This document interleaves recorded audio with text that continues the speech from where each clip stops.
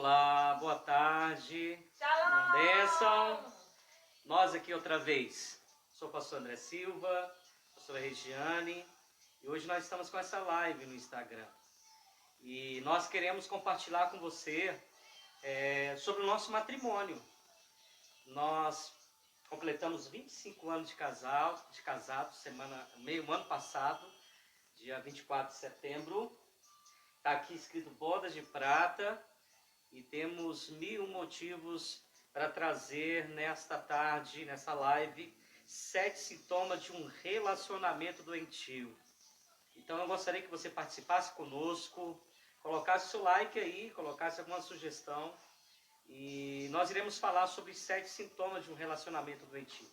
Sintomas a qual se agrava, quem sabe todos os dias, né, meu amor? E quando nós não temos um relacionamento sadio, ele torna-se doentio, não é isso?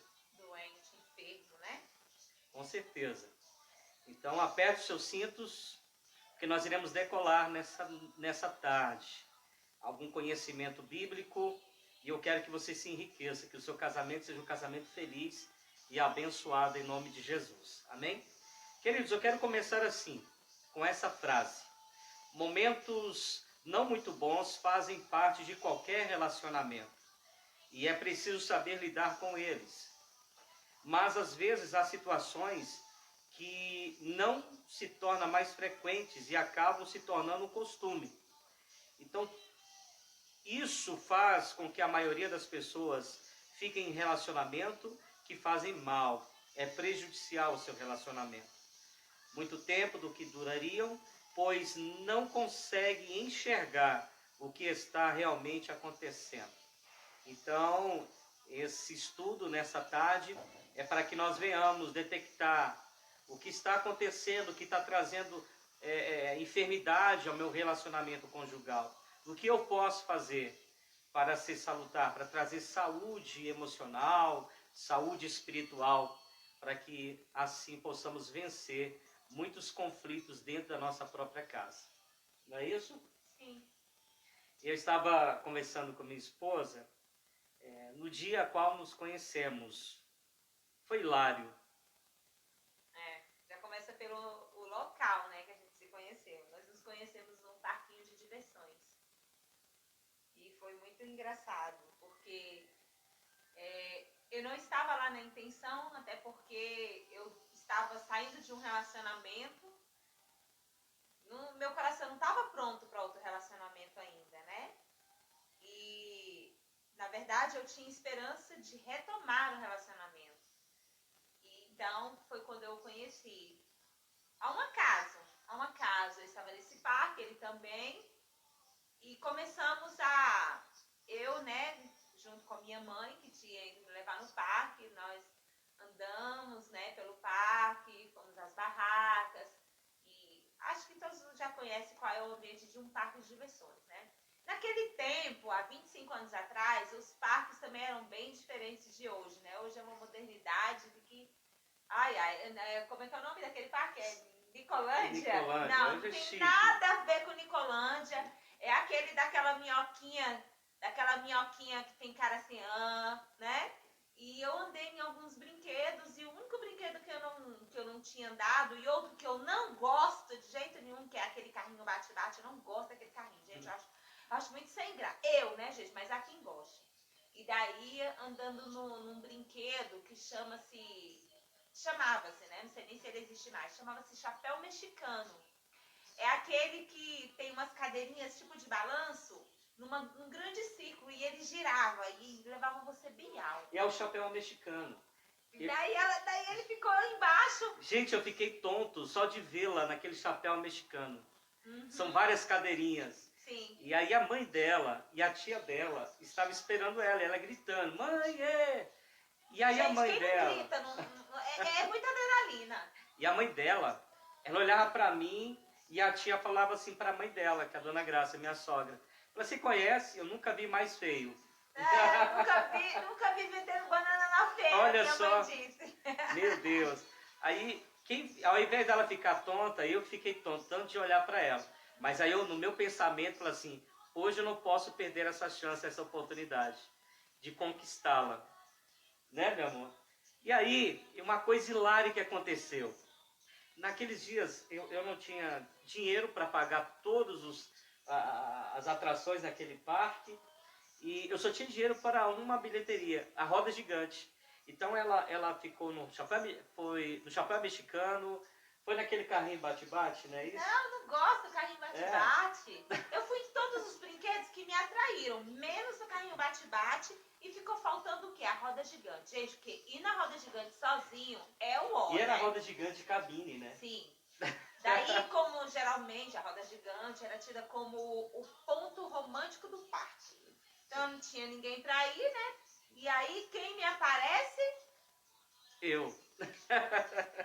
Ele fez um pedido pra minha mãe. Não foi pra mim, não. Ele perguntou pra minha mãe: posso levar ela na roda gigante? Aí eu. Isso foi muito hilário.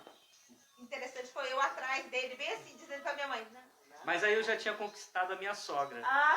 Né? Já tinha conquistado. Então, conquistando a sogra, conquista quem? A minha futura esposa. E hoje é atual, que temos 25 anos de casados. Até que Cristo volte. Verdade. E foi hilário. A roda gigante era de cabine.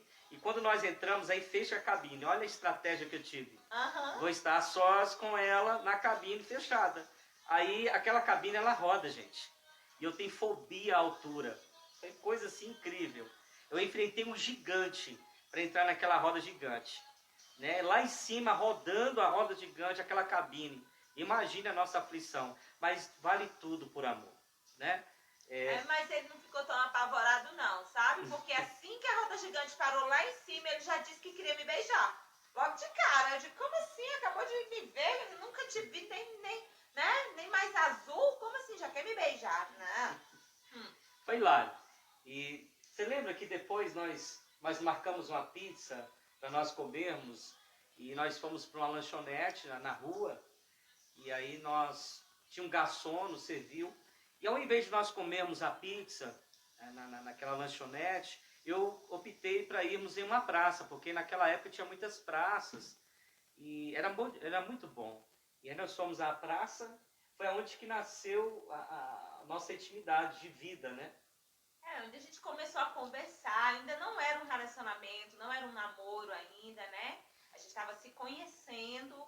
Eu creio que Deus já tinha um propósito, sabe, naquilo, porque não foi de forma tradicional como da época, um namoro ou um tal de ficar hoje. Não foi algo assim que foi fluindo aos poucos.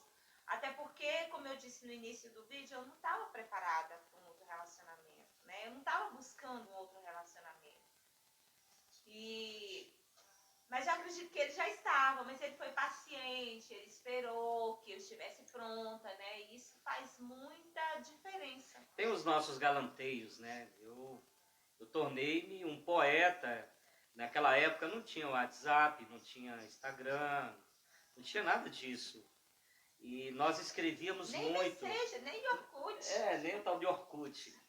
Mas nós escrevíamos muito bilhetes, cartinhas. E eu tornei-me um poeta. Então, quase todos os dias, eu colocava uma cartinha lá na caixinha de correio. Antes dela ir para o colégio. Ela estudava pela manhã, acordava bem cedinho, deixava a cartinha no correio e também ia trabalhar. E deixava para ela. Qual era o motivo? Antes da ir no colégio, ela sempre olhava. Olha como o galanteio traz. Eu reparei que antes de ela ir para o colégio, ela passava na caixinha de correio e olhava se tinha alguma carta. Então eu aproveitei aquele espaço, aproveitei aquela oportunidade e escrevi a cartinha, né, meu amor? Ele estava me estudando. Isso é muito importante no relacionamento. Com certeza. Estudar o outro, o que ele gosta, né? Qual é a rotina dele, né? Ou dela, isso quando é o caso dele, né? Então isso é muito importante, a gente se estudar. Isso é enamorar. Com certeza. Então, assim, nesse estudo que nós teremos agora, nós não podemos perder a essência. Nós não podemos perder o galanteio de outrora e hoje atualmente. Nós todos os dias, não é porque você vai escrever cartinha, bilhetes, mas a atenção você tem que ter sempre na sua vida conjugal. As pessoas às vezes nos perguntam, são 25 anos, pastor. Falei, 25 anos de muito amor. né? As pessoas dizem, pastor, nunca houve uma briga. Sim, uma discussão, um contratempo, sempre haverá no casamento. Sempre, né? Sempre haverá. Mas não pode ser um contratempo a qual venha a haver separação. Então a gente aprende a amar um outro, a confiar um ao outro. E além de namorados, amantes, amigos, nós temos aquela confiança um com o outro. Nós entendemos um ao outro pelo olhar. Existe uma cumplicidade. Há uma já, cumplicidade. Né? O relacionamento, quando ele está saudável, quando ele tem ainda a chama, né, acesa, acontece muito isso. Então é importante, né? E nós tínhamos uma paciência, né, meu amor? Muito. Nós iremos falar sobre 7 sintomas de um relacionamento doentio. E nós tínhamos muita paciência com o outro. Né? Ele mais, tá, gente? Ele sim, mais. Eu sempre fui daquela pessoa de ouvir muito. Porque eu acredito que a sabedoria vem pelo ouvir, não pelo falar. Às vezes o falar nos traz uma pessoa, torna-se uma pessoa impulsiva. Então eu prefiro escutar, ouvir mais do que falo. Então assim, nós tínhamos muita paciência e temos até hoje um com o outro. Hoje eu entendo quando ela está com raiva, eu não encosto muito, eu não beiro muito, como diz lá no interior, não beira muito, porque senão a jaguatirica te ataca. Então nós precisamos ter paciência. Desde que ele respeita meu território, sabe? Sim, eu preciso Deixa respeitar. Quieta. Às vezes ela é uma hiena, então a hiena é territorial. Então eu não encosto no território da hiena, né? Deus sabe aqui eu tenho 2 hienas aqui em casa. Queridos, quando eu falo sobre paciência, eu quero falar hoje, começar do primeiro sintoma de um relacionamento doentio. Não é a paciência, é a impaciência. É a intolerância. Sim. Né? E casamento, eu quero falar a primeira sintoma do relacionamento doentio, que é a impaciência. Casamento é um exercício de paciência. É verdade. É a capacidade de tolerar ou deixar de reagir com raiva. Ou frustração diante de algo que não corresponda à nossa vontade. Essa tal de impaciência. Então, assim, que você possa pensar um pouquinho, Senhor, porque eu não tenho mais paciência como outrora. Antes, para mim ganhar a minha atual esposa, eu tinha muita paciência. Eu parava, porque mulher é o seguinte, mulher gosta de que ela fala muito e você precisa ouvir bastante. Atentamente, né? Sem distração. Atentamente. A mulher está falando, você tem que ouvir, parar tudo. Tudo que vem à sua mente, você tem que parar tudo e ouvi-la. A sua atenção agora tem que ser direcionada a ela. Então a impaciência, a primeira arma, o primeiro sintoma de um relacionamento doentio. Você quer ver uma coisa? Há 3 sintomas dentro da impaciência. O primeiro, não pensa antes de falar. Esse é o primeiro sintoma da impaciência, de uma pessoa impaciente. Não pensa antes de falar. É uma pessoa impulsiva. Não é, meu amor? Olha só. O que quer dizer isso, pastor? Reagir com impulsividade é falta de cuidado. Nós precisamos ter cuidado. Às vezes nós fazemos tantos projetos e nós não pensamos, talvez, o dano que aquilo vai nos causar. E não é causar somente a mim, é ambos. Quando eu me caso, eu não caso para viver sozinho, eu caso para viver a vida a 2.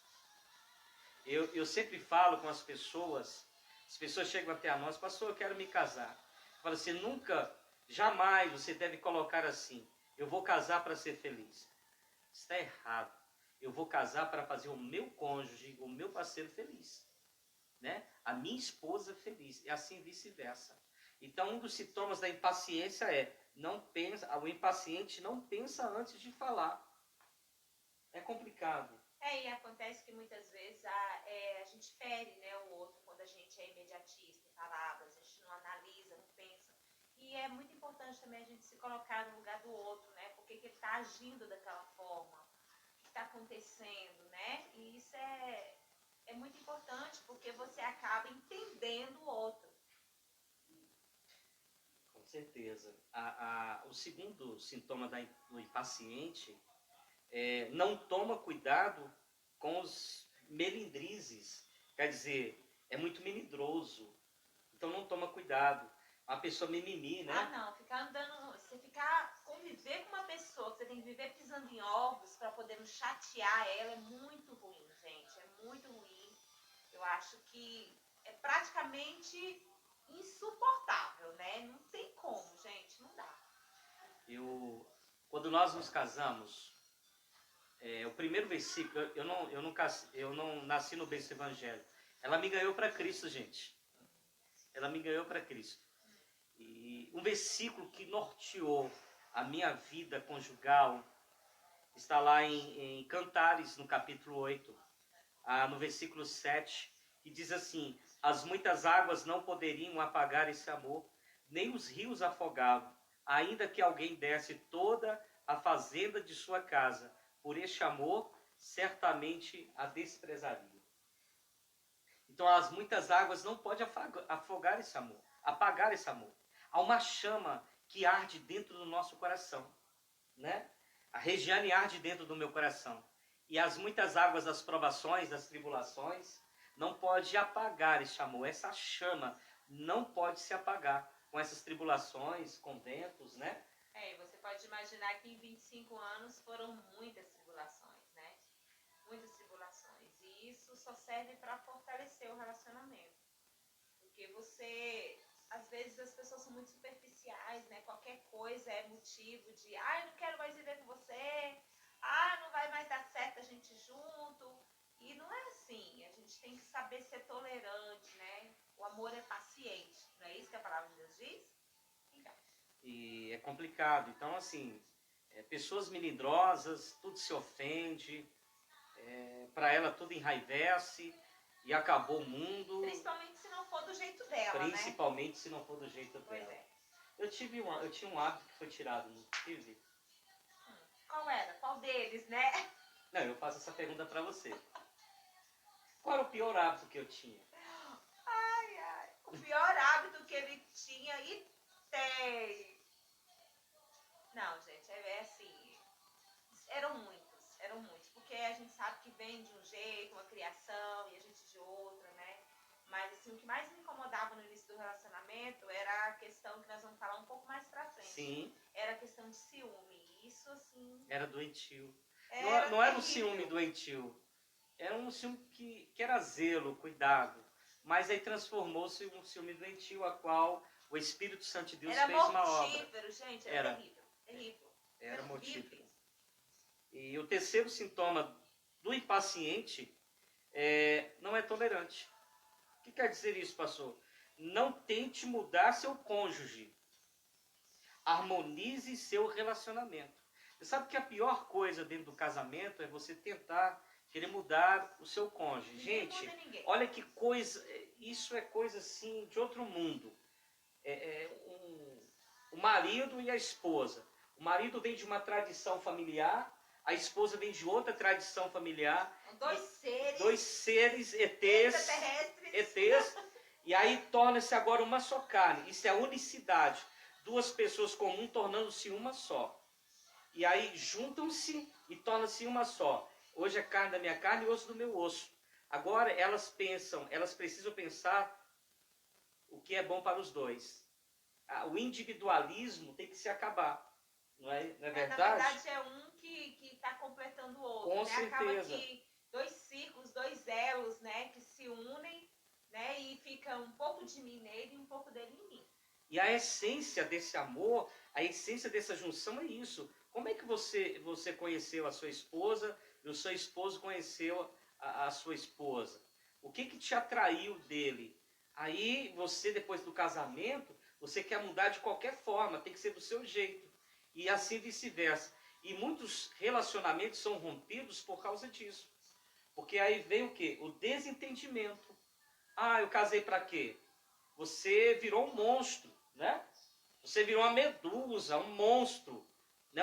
Pior do que um incrível Hulk, quando você está com raiva. Aí seria um super-herói, né? Então nós precisamos trazer harmonia para dentro da nossa casa. E precisamos exercer sabedoria e paciência. Amém? Então o impaciente, ele complica o relacionamento. Sim, verdade. Não é, meu amor? complica. É aquele que bota lenha, né? Taca gasolina no fogo. Exatamente. O segundo sintoma, eu não sei se você concorda comigo, meu amor, o segundo sintoma de um relacionamento doentio é inflexibilidade. O que quer dizer isso? Na vida a dois, a responsabilidade, as escolhas aumentam muito, pois você não estará decidindo apenas sobre a sua própria vida, mas também a do cônjuge e todo o âmbito familiar. Tá? Não existe mais individualismo. Aonde você vai, meu amor? Ah, eu vou ali, vou jogar uma bola e acabou. Mas às vezes sua esposa quer ficar com você naquele dia. Não, primeiro que ali com quem fazer o quê, Não né? é? Tem que saber. Ali tem que existir nomes. É verdade. A gente aprende isso. Então, decisões que destroem um relacionamento dentro da inflexibilidade. Vamos ver o primeiro sintoma? Não lhe devo satisfação. Claro que sim. Você não decide nada sozinho. Ah, não. Isso é Então, o verdade. primeiro sintoma da inflexibilidade é não lhe devo satisfação. Então, uma coisa que nós precisamos entender, nós não podemos mais viver uma vida de solteiro. Não mesmo.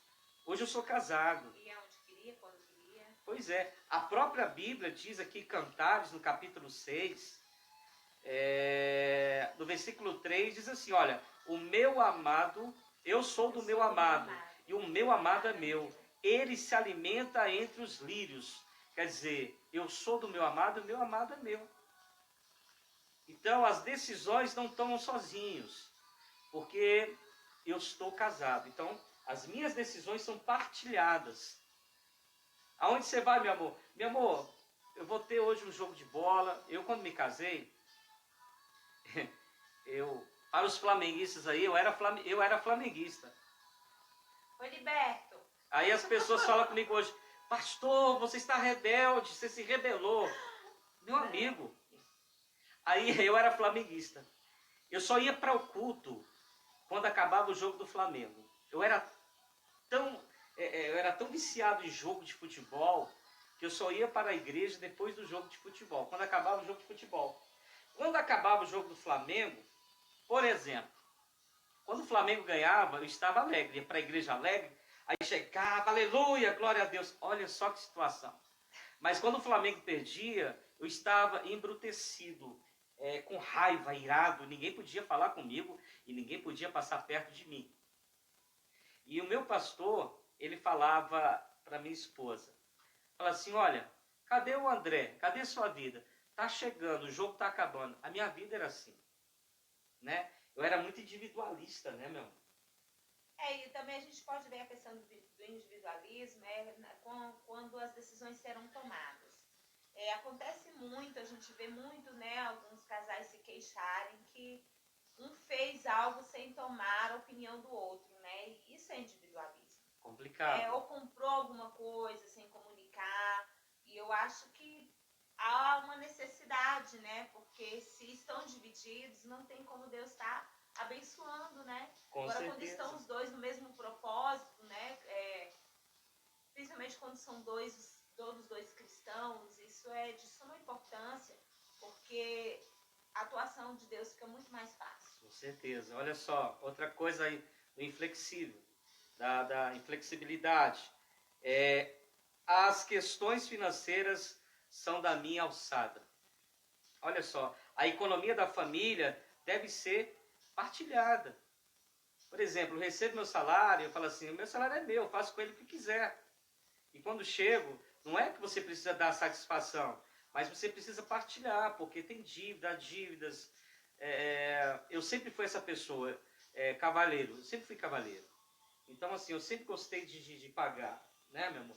Gente, eu tenho 25 anos de casado, eu conto nos dedos os dias que eu não levei café na cama para minha esposa. Era mais quando trabalhava secularmente, né? Então, Secularmente. Mas mesmo assim, recompensava nos finais de semana. Então, assim, nós temos que partilhar. Não é que você recebeu. Ele descobriu que eu fico mal-humorada antes de tomar café. Eu tenho que ser esperto. Aí, para poder me amansar, né? Aí ele leva o café, porque aí eu fico tranquila, calminha, né? É verdade. Com certeza. Então, assim, partilhe suas economias. Você sabe, aqui em casa, eu sou provedor da minha casa, mas a economista, quem faz as economias, quem administra a minha situação financeira do meu lar, é minha esposa. Eu que sou administradora, gente. Ela é uma ótima administradora. Então, ela sabe administrar. Obrigada. Então, às vezes, no seu casamento, às vezes você não é um bom administrador. Às vezes, a sua esposa é uma boa administradora. Deixa ela administrar, né? Assim, vice-versa. Não, pastor. Eu conheci um casal que a gente foi visitá-los. Eu falei, pastor, eu estou devendo, não sei o que fazer. E trabalhamos muito com eles. E ele tinha 3 carros. E aí, conversando com ele, eu falei assim, então sacrifica o seu Isaac. Não, pastor, são 3 carros. Eu gosto desses 3 carros. E eu falei assim, eu vou te dar uma semana para você refletir, pensar, para que você venha se organizar financeiramente. E a esposa dele falava assim, pastor, eu já falei para ele vender os 3 carros. Para que 3 carros? Vamos ficar somente com um. E eu dei uma semana. Esqueci dele, eu fui orar. Nós morávamos no Gama. E aí um dia ele buzinou lá embaixo. E pastor André gritou muito. E o porteiro me ligou no interfone, pastor, alguém está te chamando aqui embaixo. Eu desci e era esse senhor. Não vou falar o nome, né? A gente tem que ser reservado e discreto. E eu falei, pois não. E ele falou assim, pastor, eu ouvi o senhor, mas primeiramente tem que ouvir Deus, depois sua esposa, depois a mim. Pastor, mas eu fui na concessionária e vendi os 3 carros. E você pagou a dívida? Pastor, eu ouvi o seu conselho. Peguei o dinheiro e passei para a mão da minha esposa para ela pagar as dívidas. Pastor, ela soube administrar as dívidas. Ela pagou as dívidas e ainda comprei esse carro. Mas que maravilha. Então, às vezes, se eu não sei administrar minhas economias, eu deixo para aquela pessoa que sabe administrar. Hoje aqui em casa é minha esposa. E tem esposa que não sabe nem quanto que o marido ganha. Sim. Né? É uma incógnita, né? Isso não é cumplicidade, isso não é relacionamento. Outra coisa da inflexibilidade, que a pessoa, não sei se passa isso com você, é assim e pronto. É do meu jeito e acabou. Se não for do meu jeito, não funciona. Isso tem que ser banido. Esse sentimento tem que ser banido. Essa ação tem que ser banida da sua vida. Está destruindo o seu relacionamento conjugal. É assim, pronto. Ser tolerante e aceitar a opinião de outro. Por exemplo, do seu cônjuge. Né? Aqui em casa é o seguinte, o que vamos decidir? Eu não decido nada sozinho. Eu tenho que decidir por os dois e pela minha família. Então a decisão tem que partir de quem? De todos. Nós temos que reunir em sabedoria e sobre a direção do Espírito Santo, né? Eu tenho que decidir. Eu tenho que decidir. Então a decisão não cabe só a mim. A decisão cabe de todos nós. Nós temos que partilhar. Não é assim, pronto. Outra coisa, meus pais e amigos são prioridade. Isso é difícil. Quando nós nos casamos, nós tornamos uma só carne e uma família. Então, os meus pais e os meus amigos não são prioridades. Amém? Desde que não interfiram negativamente no seu relacionamento. Isso pra gente é tranquilo, porque nós temos amigos em comum, né? Geralmente a gente costuma se relacionar com casais. Então, assim, a mulher acaba sendo a minha amiga e o homem do relacionamento acaba sendo amigo dele. Então, pra gente é bem tranquilo, né? A gente não tem muitos amigos, assim, que não sejam comuns, né, pastor? Verdade. E quando os seus pais, seus amigos interfiram na sua vida conjugal. A gente tinha um pouquinho de problema, isso, né? Quando você jogava bola. Sim, eu era jogador de futebol, gente. Hoje. Ele pode jogar bola, ainda deixa. Sim, lógico, eu gosto. Ó, me convida aí no futebol sadio. Amém? Mas não pode interferir, os meus pais, os meus amigos, não podem interferir no meu relacionamento conjugal. Você sabe por quê? Porque isso vai adoecer no casamento. E a pior coisa, nós aconselhamos muitos casais. E um dia nós fomos aconselhar um casal, e quando isso aconteceu, houve uma palavra que foi solta pelo ar. Foi assim: vou procurar o que não tenho em casa. É a pior coisa. Isso é um relacionamento doentio. Isso chama-se inflexibilidade. Porque torna-se o quê? Um redemoinho de negativismo dentro da sua casa. Aí o marido, principalmente o homem, não estou defendendo os homens, mas principalmente o homem tem isso. Né? Não atende o que ele quer, vou procurar algo que eu não tenho em casa. Então isso é difícil. Abrir uma brecha, né? Abrir uma brecha. Atuar. E nós precisamos fechar as brechas. Né? E quando vem a inflexibilidade, que é o segundo sintoma, aí vem um terceiro. Você pode ver que é uma cadeia, é um degrau por degrau. Né? A terceira, nesse caso é descendo, é né? descendo, né? É decrescente, não é crescente. É decrescente, porque é algo negativo. E o decrescente no outro degrau, no próximo degrau, chama-se medo, insegurança. Eu quero falar sobre a insegurança. A inflexibilidade causa insegurança. Isso é difícil. A insegurança nos relacionamentos é fruto do medo. Medo de não ser suficiente. Medo que o parceiro perca o interesse. Medo do fracasso. Medo de desistir. Medo da rejeição. Medo do término da relação. Você vê que desencadeia, né, a inflexibilidade. Nós começamos aqui sobre o primeiro tópico, deixa eu ver aqui, sobre a impaciência. Aí depois a impaciência causa a inflexibilidade e a inflexibilidade traz o quê? Insegurança. Aí está gerando o quê? O medo de insegurança. A insegurança surge quando há um sentimento de inferioridade. Não é isso?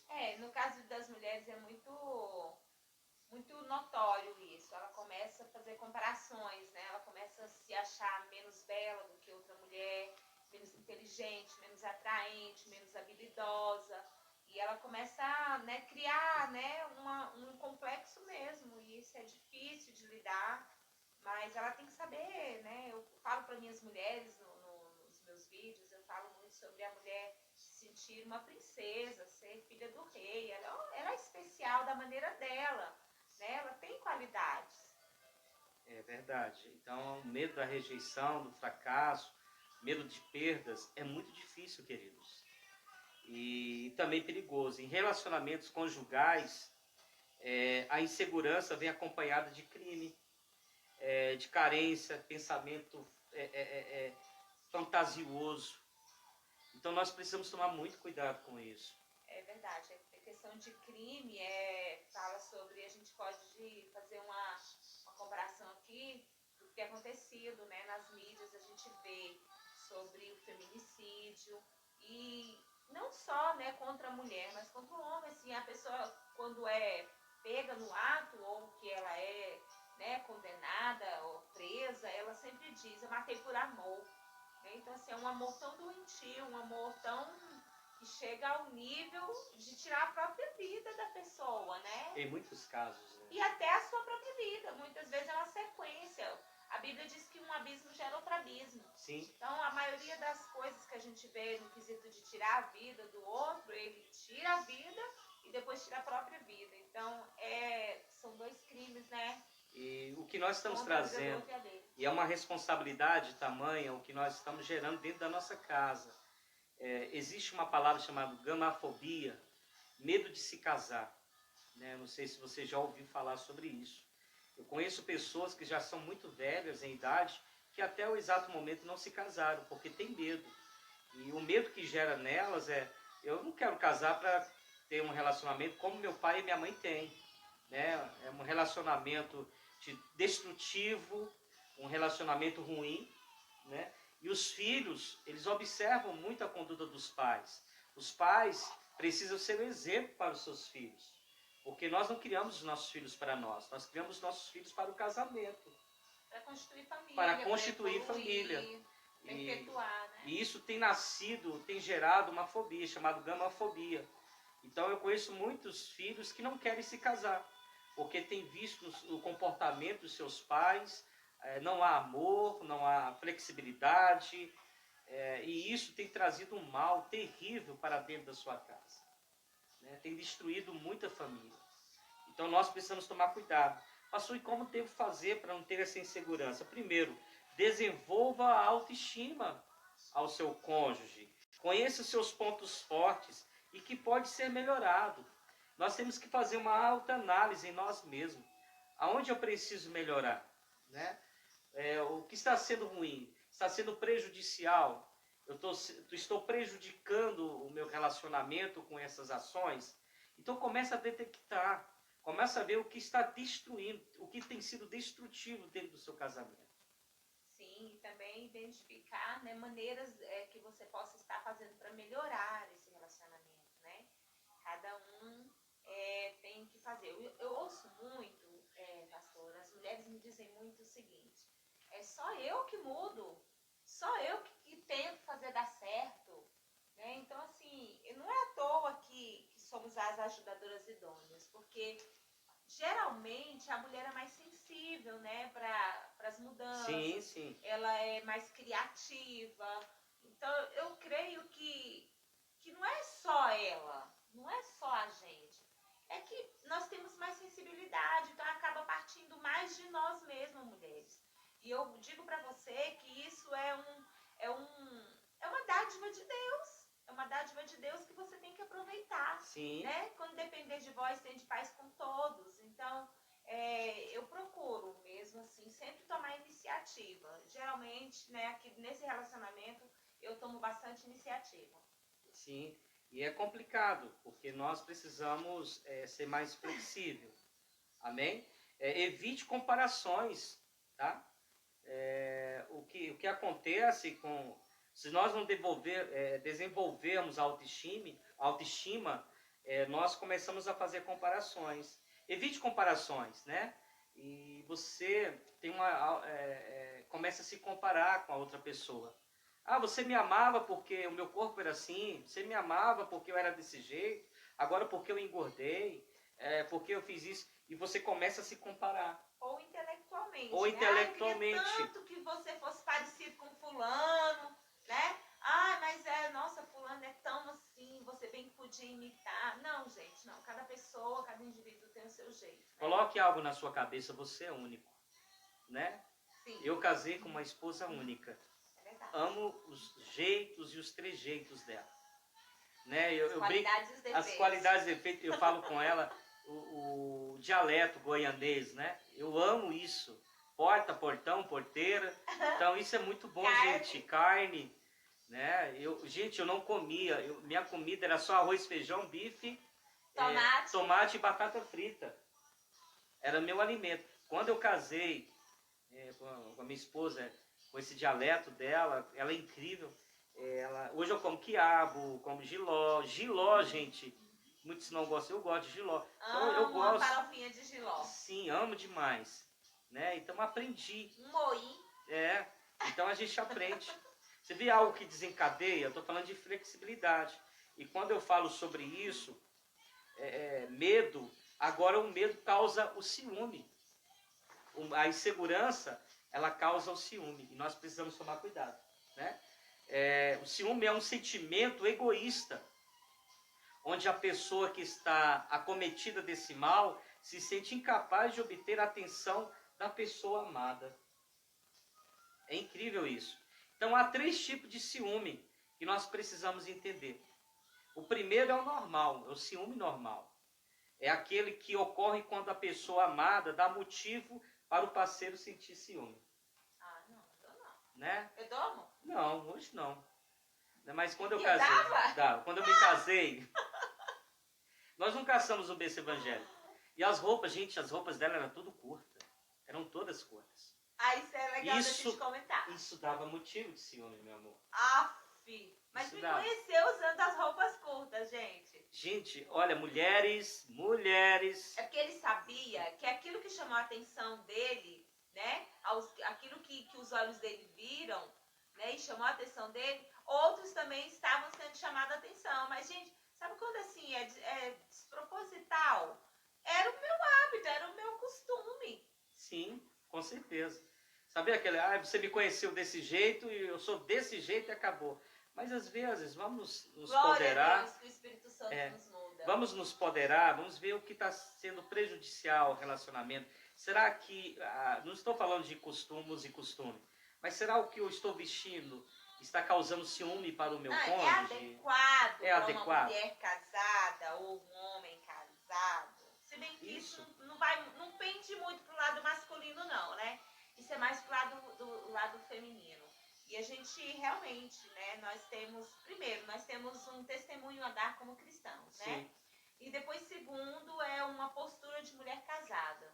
A mulher casada ela é mais recatada, ela é mais retraída, né, para algumas coisas, até mesmo em questão de frequentar alguns lugares.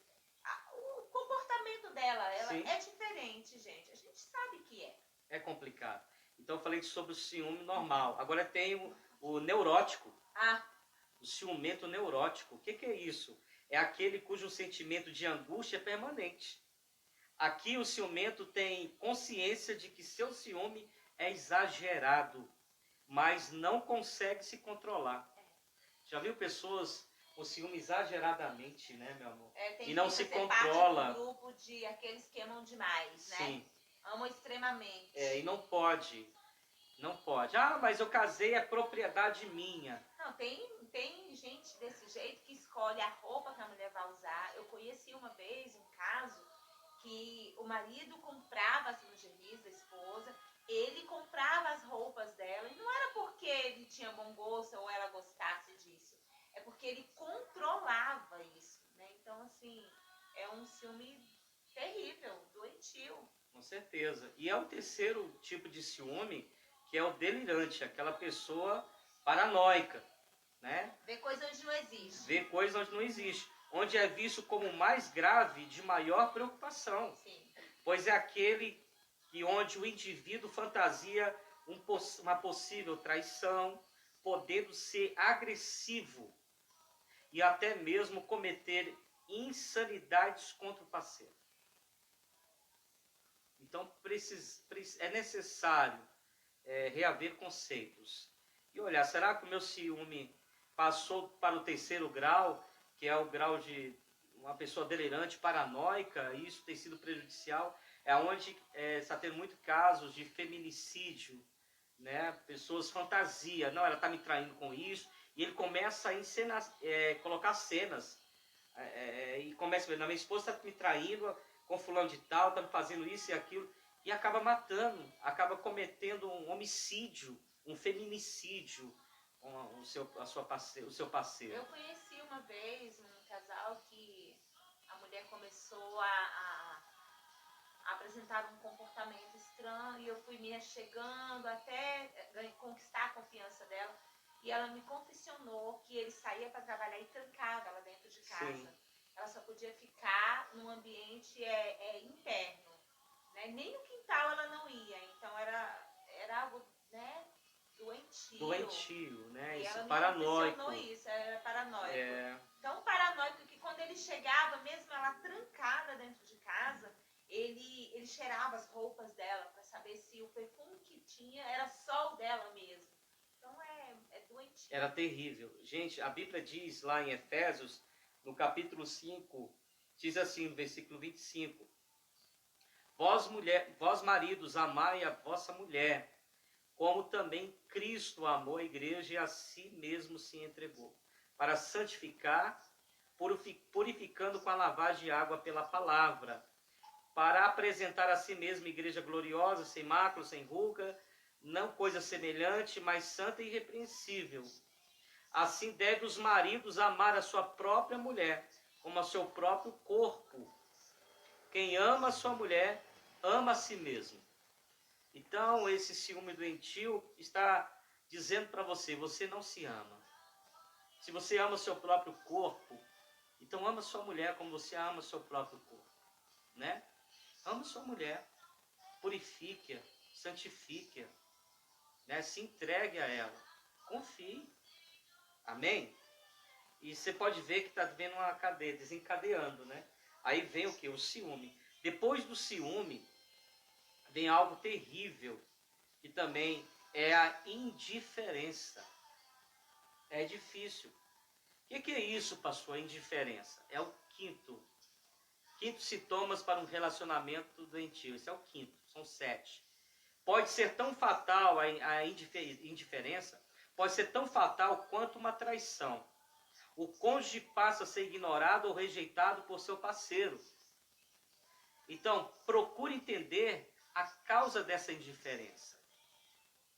Destrua os muros e construa pontes.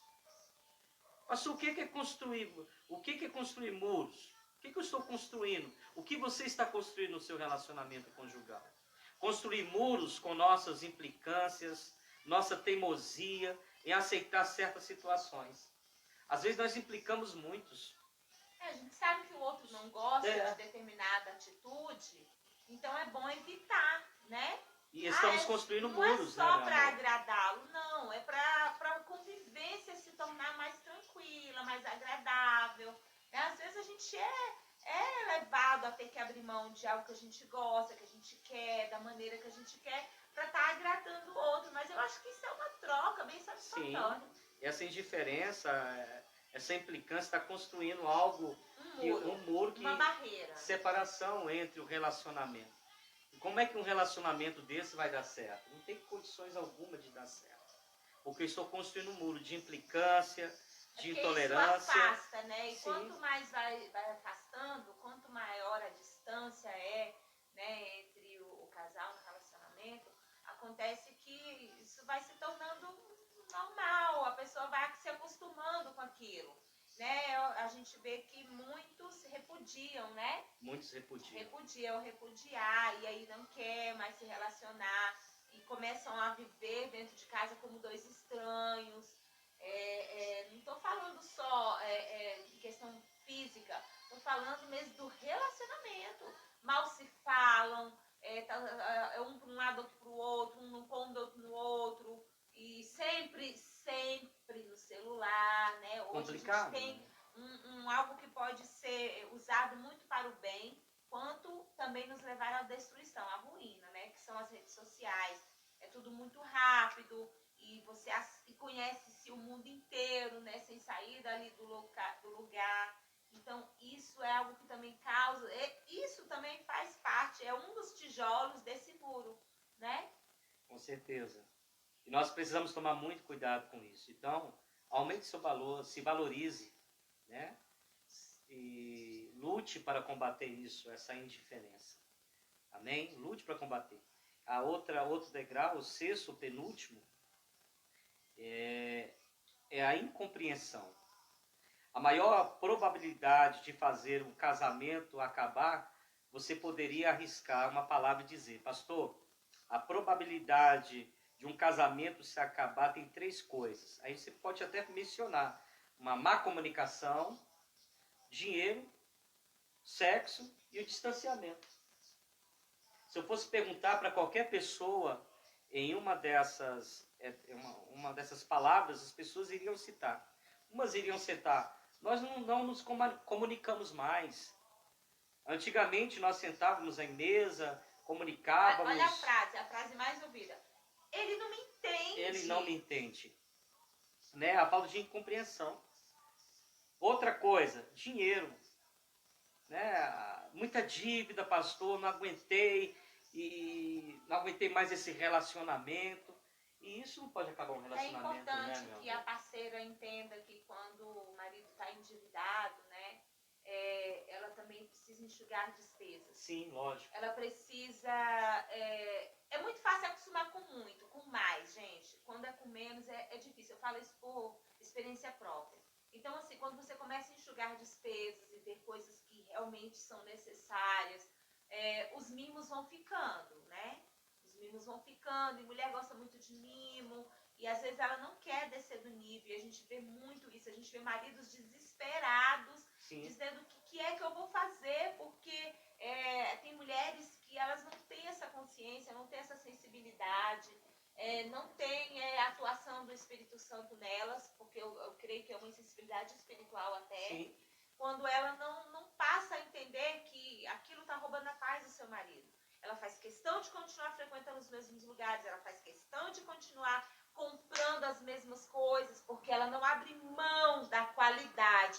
Eu quero te dizer, mulher, que tem produtos muito bons no mercado e que custa bem menos, né? Ou assim, um pouco menos, não precisa ser tão desproporcional, porque também quando você vai do 8 a 80 de uma vez também, isso é muito difícil. Digo porque já passei, né? Então, mas você procurar um equilíbrio, né? Deixa eu comprar isso aqui, né? Deixa eu evitar. Às vezes quer comprar outro par de sapatos, sendo que você já tem 5, né? Você não usa os 5 de uma vez só. Verdade. Então evite estar gastando, fazendo dívida. Tem relacionamentos que o marido se queixa que a mulher não pode ver um mascate na porta que está comprando, né? E não pode ver uma promoção que ela está passando o cartão.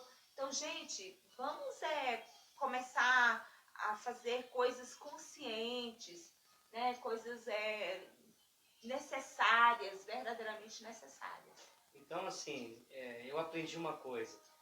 Gente, para agradar o seu cônjuge, não precisa você levar na melhor churrascaria, no melhor restaurante. Às vezes está calor, vai na sorveteria, toma um sorvete juntos.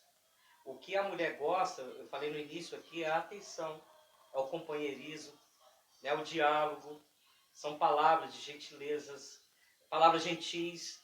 Então, assim, tomar um sorvete, você vai andar de mãos dadas. Hoje, muitos relacionamentos não tem mais essa frequência, esse calor, esse calor, né? essa essência de andar de mãos dadas, abraçados. Então, está deixando isso. E isso está trazendo uma doença. E quando você vê, já tornou-se uma chagas. Chagas dentro do seu relacionamento. E a tendência é o quê? É o fracasso. É uma ferida que nunca cicatriza, sabe? Exatamente.